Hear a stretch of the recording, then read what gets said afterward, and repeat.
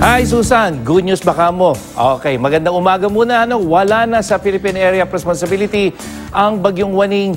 Kahapon po yan ng umaga at habagat ngayon o yung southwest monsoon ang pangunahing weather system na magpapaulan sa maraming panig ng Luzon. Sa wind forecast ng Metro Weather, makikita natin ito yung hanging habagat galing dito sa may West Philippine Sea. Pero mga kapusa, merong isang malakas na bagyo. Nasa labas siya ng PAR at ito yung dahilan kung bakit may mahinang habagat pa rin tayo. Yung hangin na yan pumupunta doon sa bagyong Noru. At sa ngayon, araw ng Martes, mataas muli ang tsansa ng ulan di sa Metro Manila. Pero mas mahina na yan at mas madalang na kung ikukumpara ang mga nakaraang araw ng kalakasan ng habagat. At yung lakas hanggang katamtaman na lamang mula umaga yan. Pagdating ng hapon, meron hanggang sa gabi mga kapuso.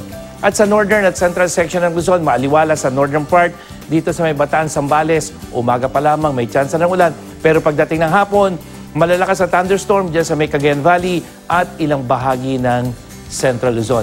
Sa rehiyon ng Calabarzon, meron ding mga mahihinang ulan sa umaga pero pagdating ng hapon, lalo na sa probinsya ng Quezon, dyan sa may Cavite at Batangas, makakaranas po ng hanggang katamtamang pagulan.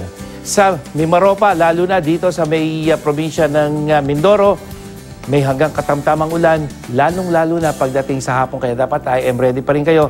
Maging dyan sa probinsya ng Palawan, sa umaga halos maaliwalas. Pero pagdating ng hapon, northern part ng Palawan, may mga pagulan.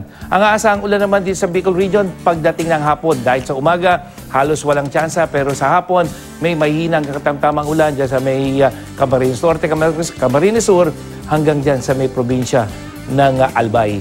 Sa malaking bahagi ng Visayas, maaliwala sa umaga pero dyan sa may western section, lalo na sa Panay Island, may mga pag-ulan hanggang dito sa may rehiyon ng Negros. At sa Zamboanga Peninsula at mga isla ng Sulu, sa umaga, asahan na ang mga mahihinang pag-ulan. At sa malaking bahagi naman ng Mindanao, mga kapuso, maaliwala sa umaga pero sa hapon, halos may mga malalakas na thunderstorm, northern Mindanao, rehiyon ng Caraga, hanggang dyan sa may Davao Region. Mga kapuso, nakaapat tayong bagyo nitong Hulyo. Sobra po yan ang isa sa inaasa ng pag-asa, ang Tropical Storm Emong, Tropical Depression Fabian, Tropical o Typhoon Goryo at yung kailan lamang ay si Tropical Storm Waning. At ngayong buwan ng Agosto, 2 hanggang 4 na bagyo ang posibleng mamuo o pumasok ng PAR at kung papasok man mga kapuso, yung isang truck dyan pwedeng tumawid ng Northern Luzon. Pero mga paalala mga kapuso, kahit na hindi tumama o dumaan yung bagyo o maglandfall sa atin dahil hanging habagat, ay hahatak po ng habagat yung mga bagyo na dadaan dito sa may northern part ng Philippine Area of Responsibility. At kung magkakabagyo man tayo hanggang 4, narito na po yung pangalan mga kapuso ng 4, si Isang, Jolina, Kiko at Lani. At mga kapuso, huwag kalimutan magtanong kay Mang Tani, mamaya alas 8 na yan ngayong umaga sa official I Am Ready Facebook page. Ako po si Nathaniel Cruz, magplano para sigurado. I Am Ready, serbisyong totoo ng GMA News. Salamat, Mang Tani.